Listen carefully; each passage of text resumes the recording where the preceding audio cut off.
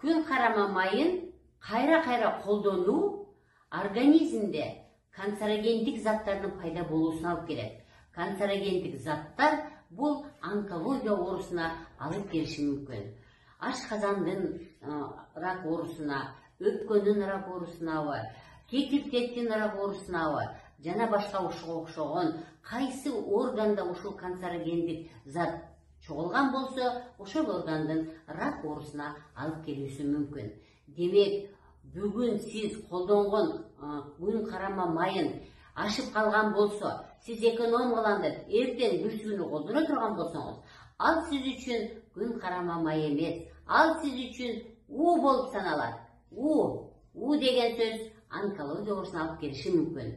Урматтуу мекендештер, тамак жасаарда, майды колдонууда майды туура тандаңыз. Кыргыздар илгертен эле сары майын колдонуп келген. Бул жөнүндө кийинки видеолордо айтып беремин. Мен сиздер менен доктор Бапаева.